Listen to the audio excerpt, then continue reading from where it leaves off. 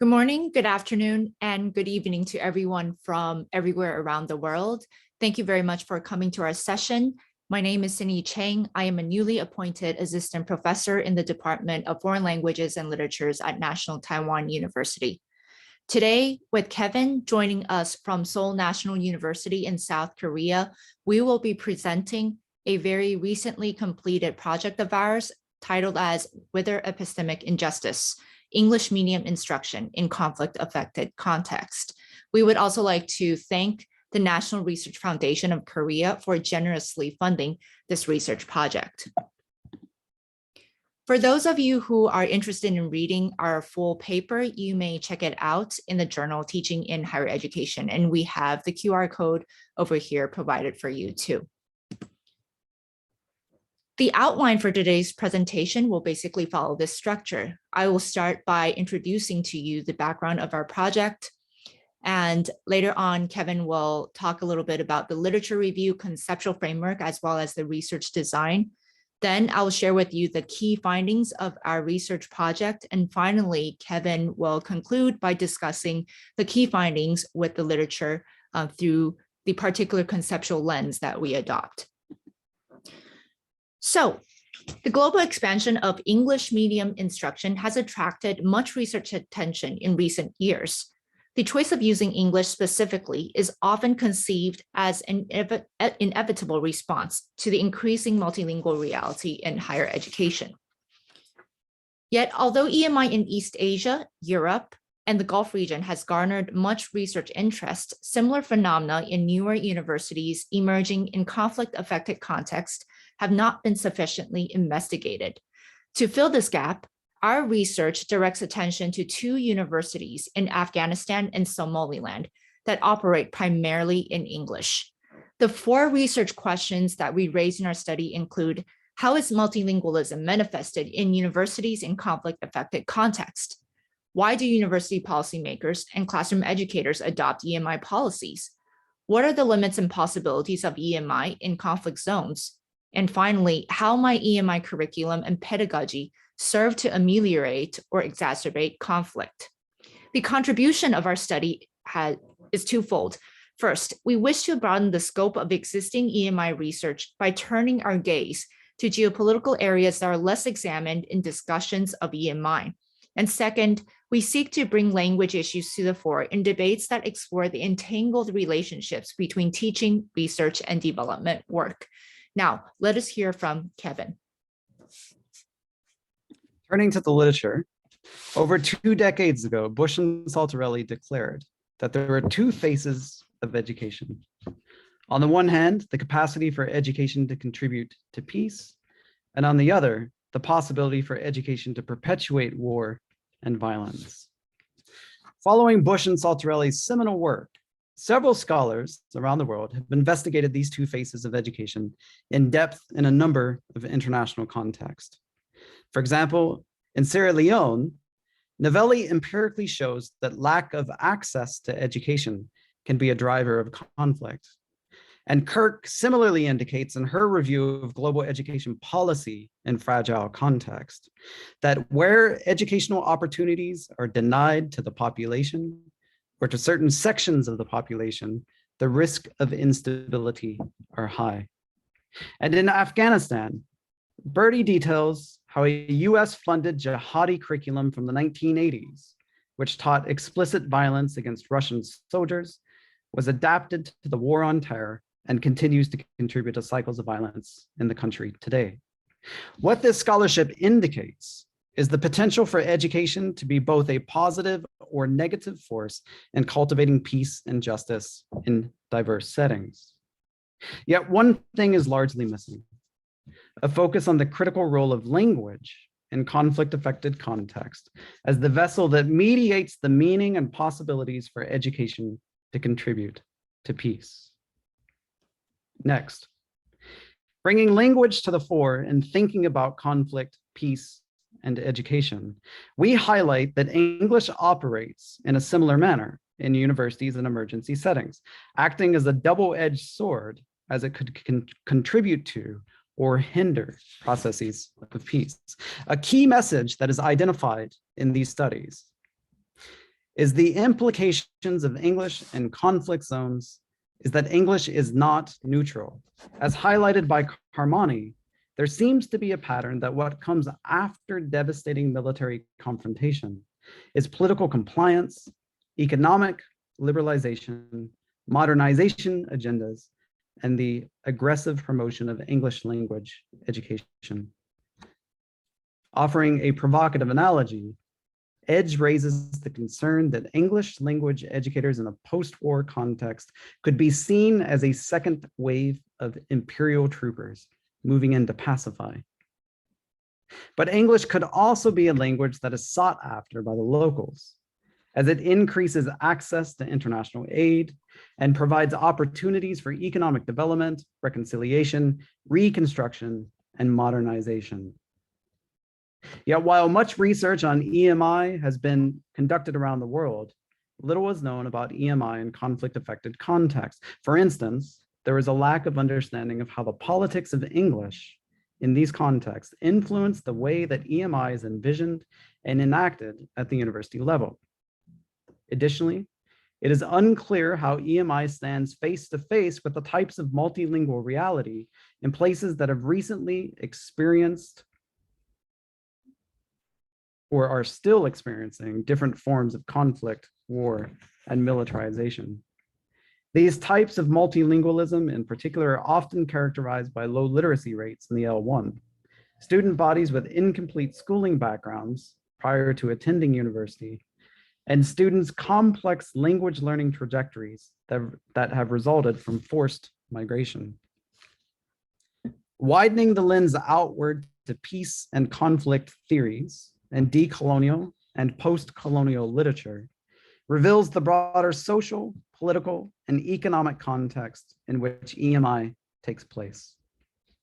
Here, Higgins and Novelli write about the importance of contextualizing education programs. And Robertson and Dell argue for a comprehensive approach to the analysis of education policy and practice that involves integrating cultural critique with political economy analysis. They point out that what is understood by culture, politics, and economy is ontologically and epistemologically rooted. Hence, it is not so much the factual culture, politics, or economy that is of concern, but the ontological and epistemological assumptions that are made about these domains.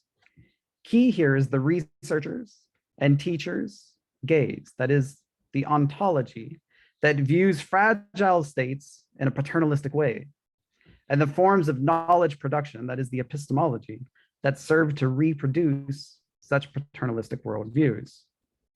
Here, it becomes clearer for us how the academy, as a site for epistemic reproduction, fits within these broader calls for decolonization and epistemic justice, where we understand epistemic justice to be equity between different ways of knowing and different forms of knowledge. Turning to the research methods, to address our research questions, we designed a comparative case study with university educators in 2 universities in Afghanistan and Somaliland, which we will refer to as Case University A and Case University B.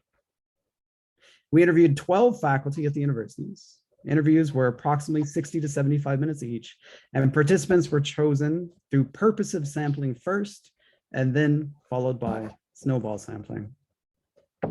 Following the interviews, data was transcribed, member checked, and analyzed through an inductive thematic analysis and constant comparative method that we conducted through 3 rounds, and it led us to 3 primary findings. Before turning to the findings, I'm going to briefly introduce the universities.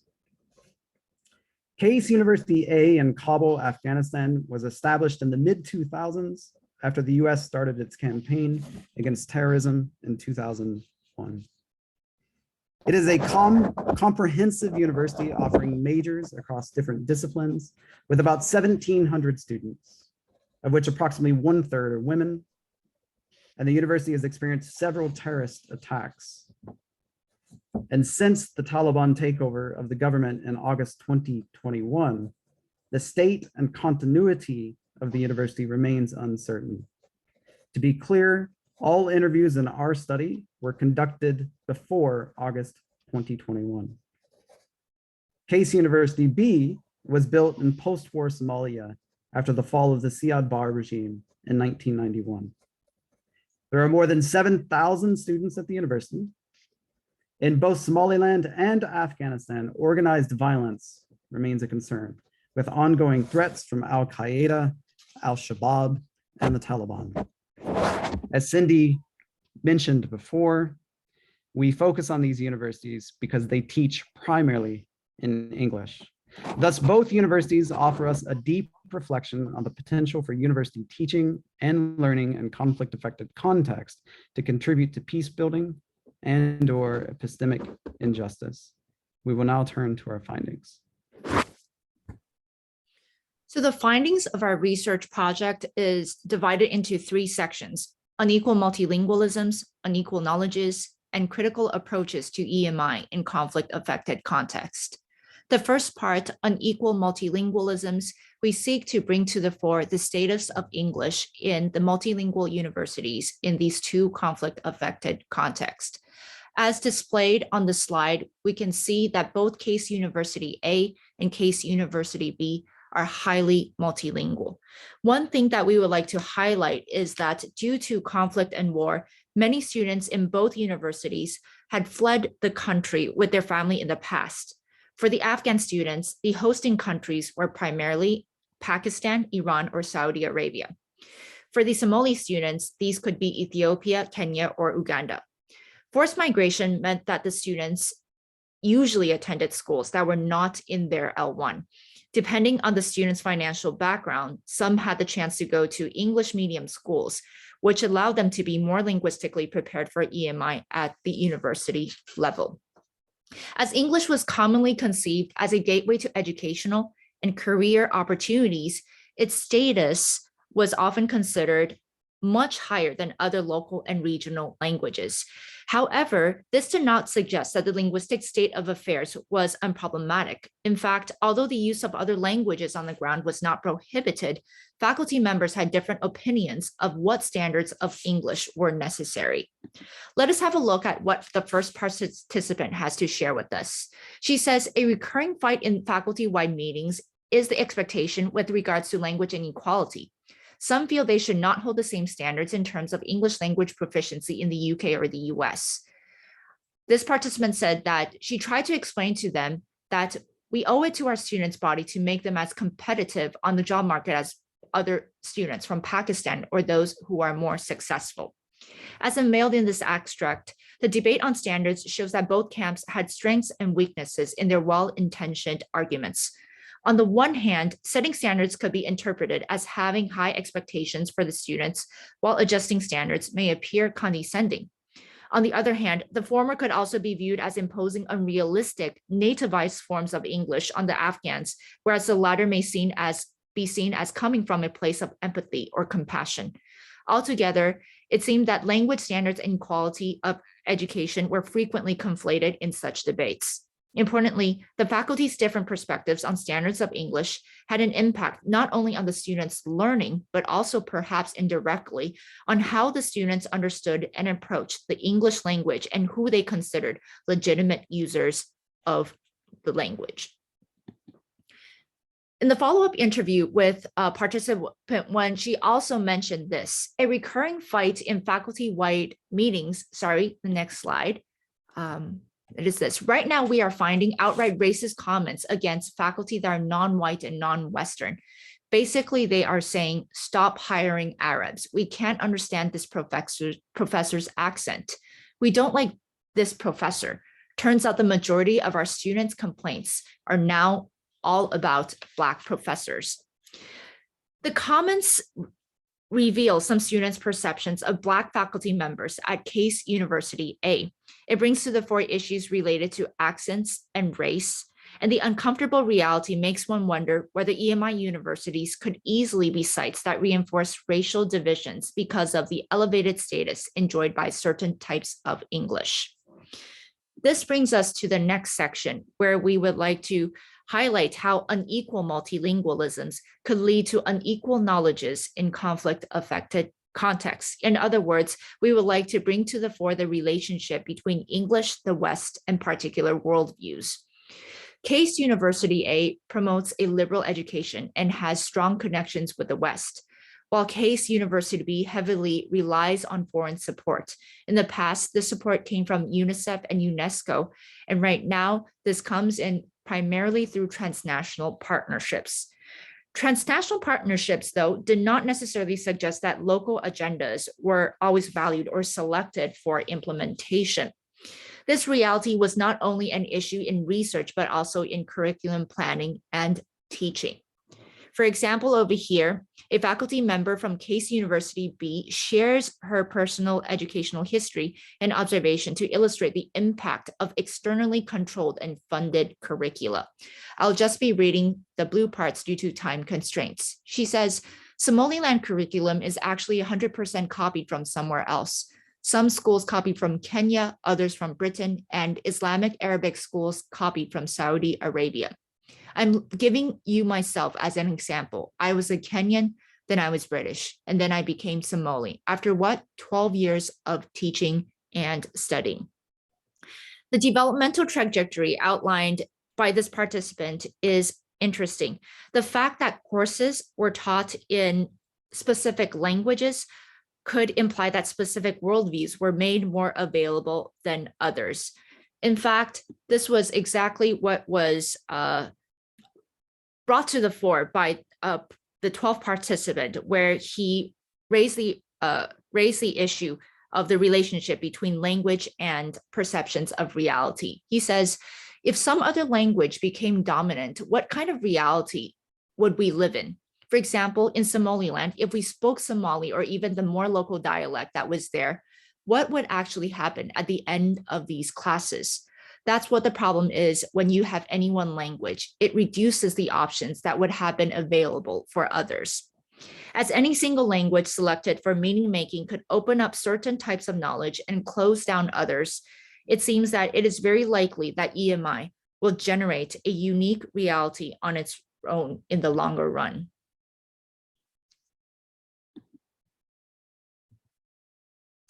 So from the first two parts of our findings, unequal multilingualisms and unequal knowledges, we can see that the participants of our study were highly aware of the potential issues related to teaching in English in conflict-affected context. At the same time, they also shared with us critical insights on EMI teaching, perspectives that were linguistically, pedagogically, and culturally responsive. The approaches they shared with us can be roughly categorized into two groups: respecting students' autonomy and encouraging students' engagement with difference. They offered specific strategies to go forward. Reading from the top clockwise, these included allowing students to communicate in ways that they felt most comfortable, valuing experiences that students brought to the classroom, giving students agency to discuss what mattered to them, organizing groups for in-depth discussion, asking students to sit with different people each time, arranging pen pals from other universities, and also hosting controversial speakers to support a diversity of perspectives. So this is a rough outline of our findings. Let us now hear from Kevin. We're going to discuss 3 points that come out of these findings. First, from a CCPEE perspective, as Robertson and Dill indicate, particular educational policies and practices are not factually independent of the ontologies and epistemologies of the educational actors involved, be it students, faculty, administrators, or policymakers. Hence, as the participants have eruditely shown, the linguistic modes of education in conflict-affected context greatly mold the identities of students, limitations of faculty, and the power of donors. All the while, those linguistic forms are highly influenced by the funders, be it a government, UN agency, or NGO. For example, as participant 10 stated, transnational partnerships with funding agencies often foster a situation in which local priorities are undervalued or not selected at all. Second, in line with a number of language scholars who research multilingual education through a critical lens, our data has highlighted issues of elite multilingualism and the neoliberal impulses that underpin mixed desires for particular kinds of English in conflict zones. In addition to unveiling how such asymmetrical power relations are constructed in and through language, the CCPEE framework draws attention to the intersections of language and knowledge, especially how certain resources, epistemic networks, and worldviews are emphasized more than others when English is placed at the center. For example, accents or knowledge from specific countries associated with advanced capitalism. Third, in terms of a CCPEE decolonial analysis, the faculty have shared small ways that educators could consider to facilitate intercultural learning and conflict awareness in their everyday classroom practice. For instance, as P12 indicated, he attempts to teach through multilingual and nonverbal modalities that sensitively support the communicative needs of students in diverse contexts. Here, Phipps stresses that even while efforts toward decolonizing education are driven by a radical agenda, micro practices in the classroom can support the broader objectives of social, cultural, political, and economic change. These micro practices may be most efficacious as they help to establish trust. Yet it is critical too that such practices are explicitly linked with an approach that examines the interchange between education and cultural political economy to ensure that teaching does not remain detached from the broader forces that inform it. In summary, what the data indicates for us is that while English seems to be strongly desired by various members of the universities in Afghanistan and Somaliland, it is also deeply implicated in sources of conflict. On the one hand, English is highlighted as a language of power, neutrality, and even hope for peace. On the other hand, it is tied to a range of uncomfortable issues related to race and coloniality, such as students resisting Black EMI faculty whose speech does not align with Anglophonic linguistic norms. Additionally, issues of epistemic injustice in the English media curriculum shone through, with Western research and systems of knowledge dominating the epistemic landscape in such settings. Hence, epistemic injustice is a continual struggle that faculty in conflict-affected context and beyond must attend to if they wish to promote critical perspectives and new possibilities to undo unequal multilingualisms and unequal knowledges. And with that, we will finish this discussion and invite you to read the full paper if you're interested in more. Thank you very much. Thank you.